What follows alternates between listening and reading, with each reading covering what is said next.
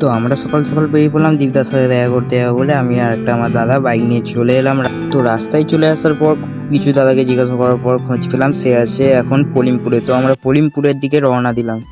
তো আমরা জিজ্ঞাসা করে কিছুটা রাস্তা চলে এলাম। চলে আসার পর খোঁজ নিলাম আর কিছুটাই দূরে তো আমরা চলে এলাম ওর সাথে দ্বীপের কাছে। তাকে এখানে দেখতে পাবো নাকি বলতে পারছি না।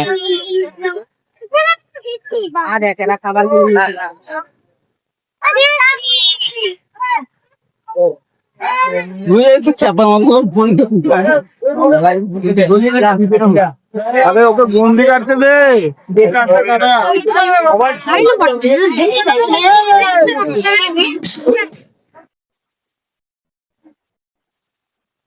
তো দীপদাকে এখনো দেখতে পাইনি, আর যতটা সম্ভব দীপদার সাথে দেখা করবো।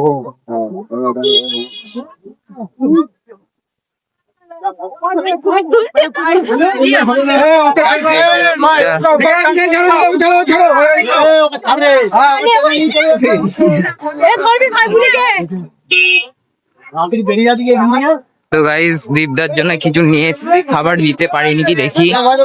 রাস্তা ক্লিয়ার করো।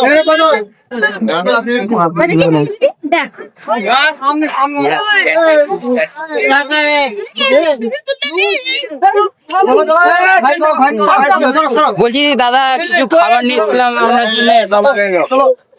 দাদা এটা নিয়ে নিন দাদা। দাদা একটা সবজি দাদা।